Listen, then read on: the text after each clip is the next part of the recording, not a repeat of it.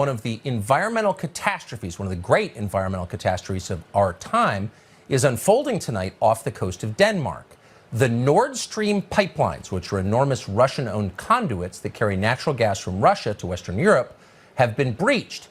As we speak, Nord Stream 1 and Nord Stream 2 are pouring millions of cubic meters of natural gas into the Baltic Sea. Pictures from the air, which you can now see on your screen, show a toxic bubble field more than half a mile wide. You can only guess at how many marine mammals are being killed right now, countless. But the lasting damage may be to the atmosphere. Natural gas is comprised of up to 90% methane.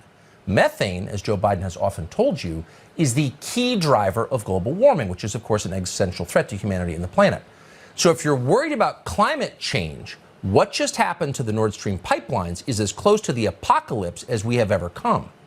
So the question is, how did this happen? And it turns out it was not an accident. At the very same time that leaks in these pipelines were detected, Swedish officials recorded 2 powerful undersea explosions, each one of which was equivalent to hundreds of pounds of TNT. Nothing in nature can account for that. Almost immediately, the pipelines began leaking in 3 separate places. So there's only one explanation for what happened.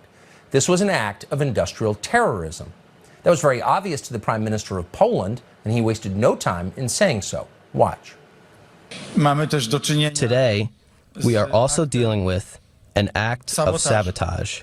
We do not know the details of what happened yet, but we can clearly see that it is an act of sabotage, an act that probably marks the next stage in the escalation of the situation we are dealing with in Ukraine. We can clearly see, he said, this was an act of sabotage, an act of terrorism. Well, yes, we can see that. So the question is who did it, and of course the prime suspect is obvious. It would be the same man who caused domestic inflation here in the U.S. and stole the 2016 election from Hillary Clinton. That'd be Vladimir V. Putin. The Washington Post got right to it. Putin, they declared, is now weaponizing the Nord Stream pipelines. According to the Canadian ambassador to the UN, Vladimir Putin has decided to use, quote, pollution as an act of war. Progressive Twitter strongly endorsed this conclusion. Putin did it. And that makes sense until you thought about it for just a moment. Vladimir Putin may be evil. They tell us that he is evil. But is he stupid? Probably isn't stupid.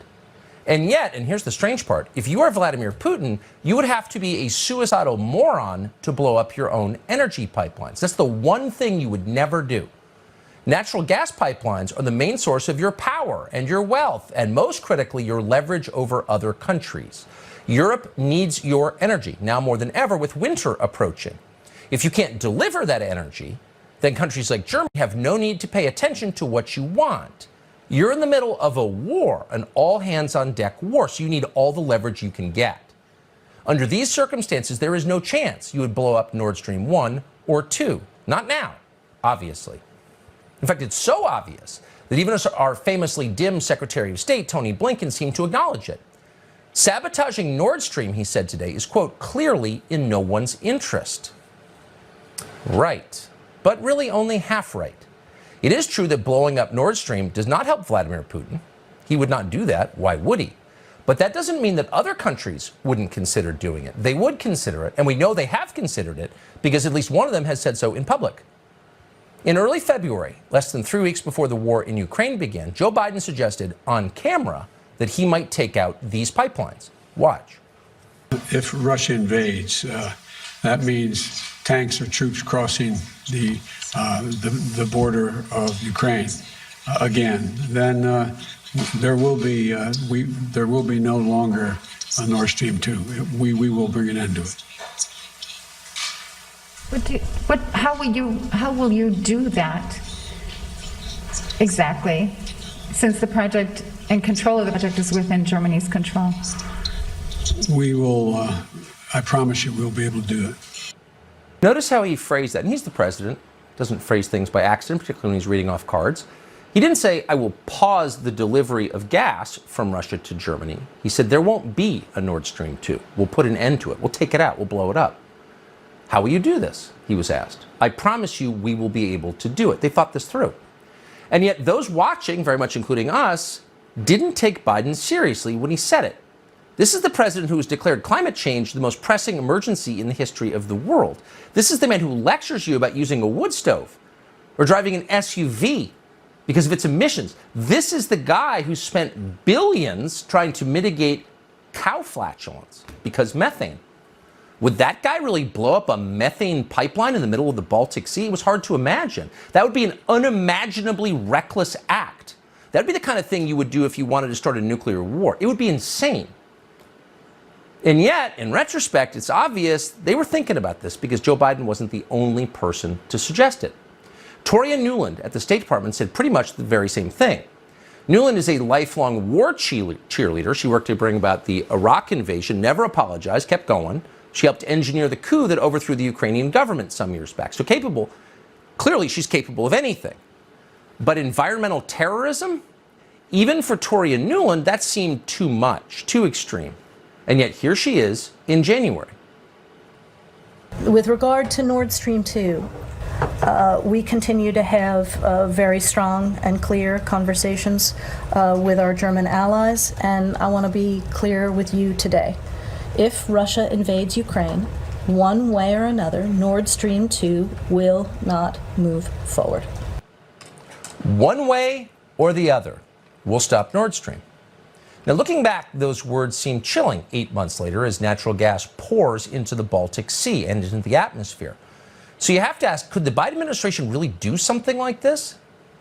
We can't say for sure. We don't know for sure. We can tell you that close allies of the Biden White House believe they certainly did do it. Radek Sikorski is a Polish politician. He's chairman of the EU-USA delegation in the European Parliament. He's connected. He's also the husband of regime stenographer Ann Applebaum of The Atlantic magazine. Sikorski is so close to Joe Biden that he's got a picture of the two of them together in his Twitter profile. So when the pipelines blew up, Sikorski responded immediately, and here's what he wrote. "Thank you, USA." So once again, did the Biden administration really do this? It's hard to believe. Given that it's an atrocity, it's effectively an act of terrorism, we don't want to make that accusation. But we should tell you that, maybe not coincidentally, today a brand new pipeline was unveiled, a pipeline that carries non-Russian natural gas in roughly the same area as Nord Streams 1 and 2. This is called the Baltic Pipe. It was inaugurated in Poland. It will carry natural gas from Norway through Denmark to Poland and other countries nearby. And it's likely to do very well since now it has less competition.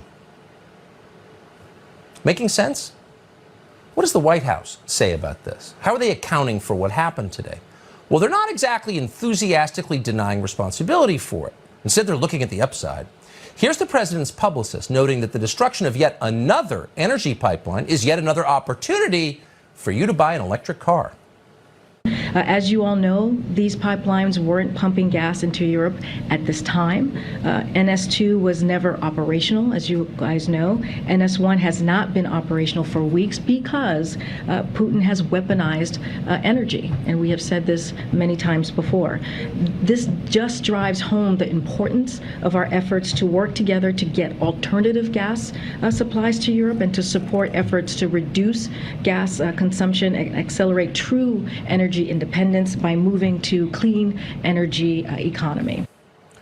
Oh, moving to clean energy, say the people who very may well be responsible for letting methane into the Baltic Sea and into the atmosphere at a scale that most people can't imagine. The people lecturing you about your SUV may have blown up a natural gas pipeline and created one of the great catastrophes of our time in its effect on the environment. If they did this, this will be one of the craziest, most destructive things any American administration has ever done. But it would also be totally consistent with what they do. What do? They destroy. These people build nothing, not one thing. Instead, they tear down and they desecrate, from historic statues to the Constitution to energy infrastructure. And no one in Congress is trying to stop any of it. They're just preparing for the inevitable fallout. Tonight, the Senate just advanced a spending bill with $35 million for the Department of Energy to, quote, prepare for and respond to potential nuclear and radiological incidents in Ukraine. What?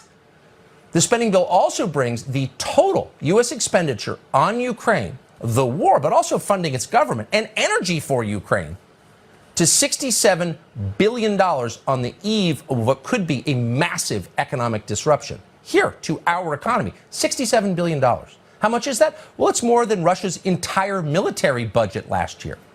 And Congress is expected to fully pass the bill later this week, with Republicans nodding along like the zombies they are.